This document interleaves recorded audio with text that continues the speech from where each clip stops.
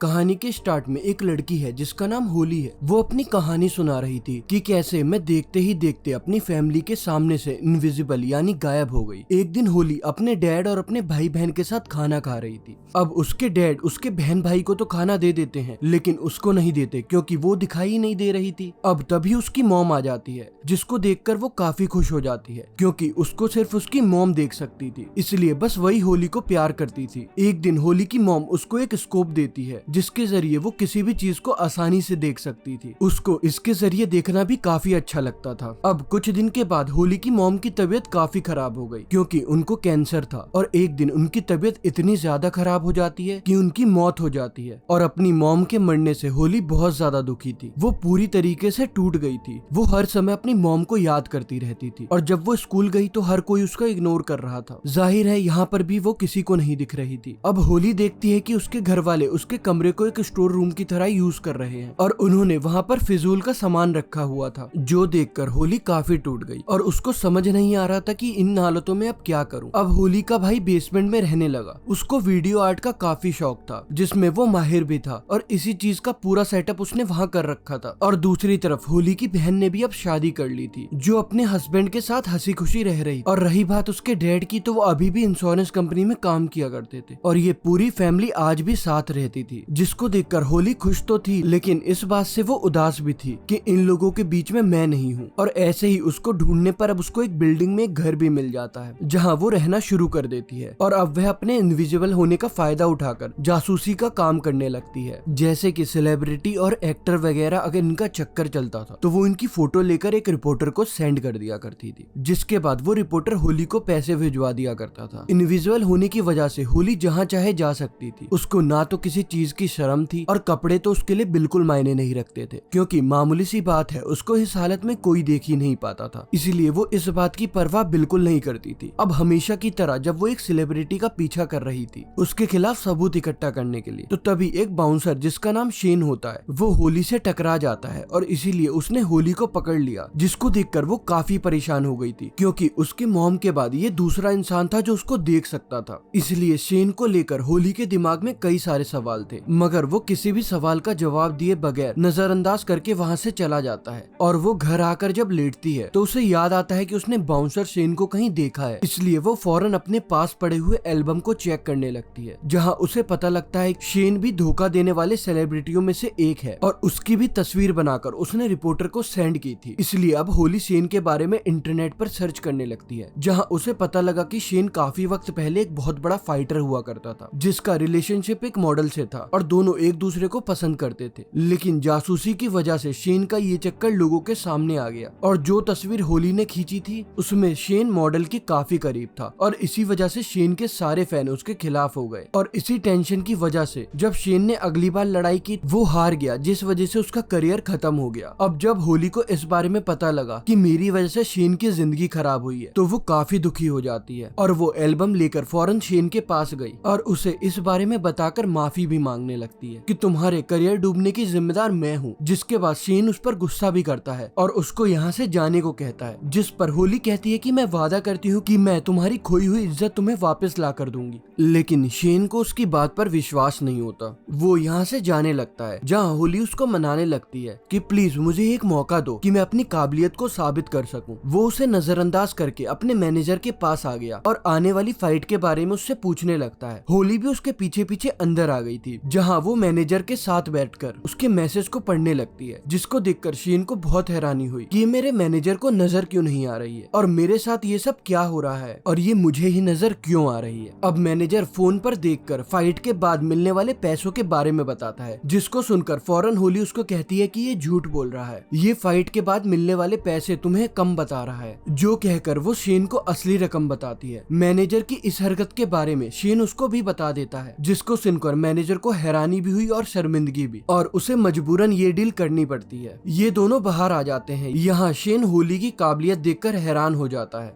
जिसको पूछने पर होली बताती है कि मैं सिर्फ तुम्हें ही नजर आ रही हूँ। ये सुनकर शेन काफी हैरान हो जाता है और वो होली की बातों पर यकीन नहीं करता। तब होली अपनी बातों को प्रूफ करने के लिए सामने से आती हुई गाड़ी के सामने खड़ी हो जाती है, लेकिन इससे पहले कि गाड़ी उससे टकराती शेन होली को पकड़ के साइड में कर देता है और उसने अपनी तरफ से होली को बचा लिया था और ड्राइवर ने गाड़ी रोक तो दी जो शेन को ही सुनाने लगता है क्योंकि होली उसको कहीं भी दिखाई नहीं दे रही थी। और अब इसके बाद शेन को भी लगने लगता है कि होली सबको दिखाई नहीं देती। होली उससे कहती है कि लगता है कि हम किसी वजह से एक दूसरे से जुड़े हुए हैं तो हम एक दूसरे की मदद कर सकते हैं, जिस पर शेन कहता है कि कल तुम मेरे घर आना, बाकी बात हम वहीं करेंगे। और उसके वहां आने पर शेन का डॉग भी नहीं भौंकता, जिसके बाद अब उसको पूरा यकीन हो गया था कि वो सच में किसी को नहीं दिखती है। फिर वो होली को अपनी कहानी बताने लगता है कि जब मैं छोटा था तब मेरे सौतेले डैड ने मुझे घर से बाहर निकाल दिया था और घर से बाहर निकलने पर लोगों ने मुझे बहुत तंग करना शुरू कर दिया, जिस वजह से मैं हर वक्त परेशान रहने लगा और इन्हीं सब से बचने के लिए मैंने फाइट करना शुरू कर दिया और तब से लेकर आज तक मैं फाइटर ही हूँ। फिर वो बताता है कि आज मेरी एक जगह फाइट भी है जो देखने के लिए होली भी आती है, लेकिन जब वो $300 के लिए शेन को लड़ता हुआ देखती है तो वो उससे कहती है कि तुम्हें इससे अच्छे ऊंचे लेवल पर फाइट करनी चाहिए क्योंकि तुम बड़े मुकाबले के काबिल हो। जिस पर शेन कहता है कि मुझसे लड़ने के लिए कोई तैयार नहीं होता क्योंकि कोई आदमी टिकट ही नहीं खरीदेगा मेरे फाइट देखने को।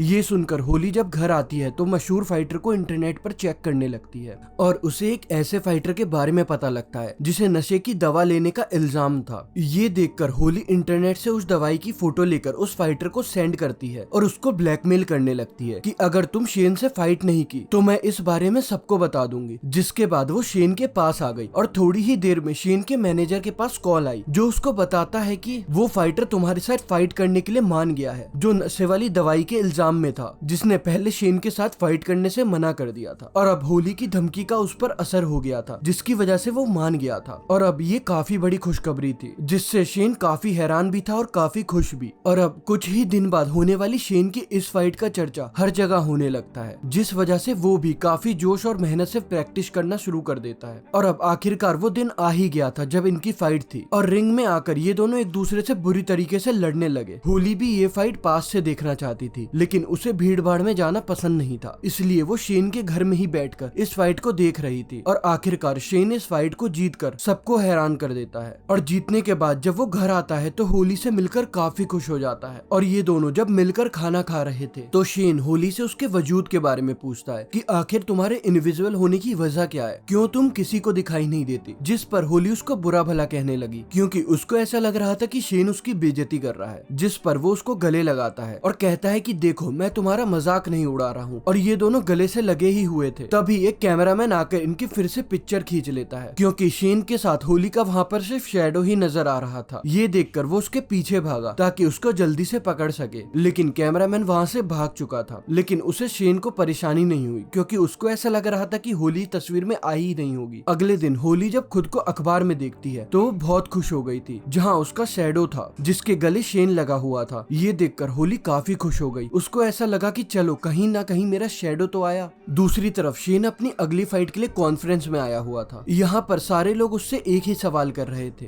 कि वो शैडो वाली लड़की कौन है जो तुम्हारे साथ तस्वीर में बैठी है। और उनकी बातों को नजरअंदाज करके शेन वहाँ से उठता है और चला जाता है। अब दूसरी तरफ होली एक बाउंसर का पीछा करते हुए उसकी गाड़ी में आ गई। वो उसके सामने ही थी पर दिख नहीं रही थी और वो बाउंसर को एक तस्वीर सेंड करके ब्लैकमेल करती है कि तुमने अगर शेन से फाइट नहीं की तो तुमने जिस लड़की के साथ पिछली रात गुजारी है उसके बारे में मैं सबको बता दूंगी और हाँ तुम्हें ये फाइट हारनी होगी। ये देखकर बाउंसर को गुस्सा नहीं आया बल्कि वो हंसने लगा और वो इस शर्त के लिए मान जाता है। रात में जब होली शेन के साथ थी तभी उसको उसकी दोस्त मॉडल की कॉल आई जिसके साथ शेन की बदनामी हुई थी और वो उसके आने वाली फाइट को लेकर हौसला अफजाई करती है और पिछली फाइट जीतने पर मुबारकबाद भी देती है। और अब जब होली को ये बात पता लगी कि शेन की वो दोस्त मॉडल फिर से उसकी जिंदगी में आ रही है तो होली काफी उदास हो जाती है क्योंकि कहीं ना कहीं वो शेन को पसंद करने लगी थी। जिसके बाद फाइट का दिन आ गया जहाँ शेन आसानी से बाउंसर को हरा देता है। दूसरी तरफ होली अब शेन की फाइट की अफवाह एक बहुत ही बड़े फाइटर के साथ उड़ाती है। उस फाइटर का नाम अटीला था। ये खबर सुनते ही अटीला का मैनेजर उसको इस बारे में बताता है जिस पर अटीला शेन के साथ लड़ने के लिए साफ साफ मना कर देता है और मौका पाते ही होली अटीला के घर में घुस आती है और वो हर जगह उसे ब्लैकमेल करने के लिए कोई क्लू ढूंढने लगती है, लेकिन उसे वहाँ पर ऐसा कुछ नहीं मिलता। अब होली को अपने घर वालों की याद आ रही थी तो वो अपने घर चली जाती है जहाँ उसको पता लगता है कि मेरी बहन माँ बनने वाली है, लेकिन किसी वजह से वो ये बात अपने हस्बैंड को बताना नहीं चाहती। अब जब होली शेन से मिलने बार में गई तो वो उसे उस मॉडल के साथ बैठा हुआ पाती है और ये देखकर वो काफी दुखी हो गई थी और यहाँ से गुस्से में जाने लगती है। तब उसके पीछे पीछे शेन भी आया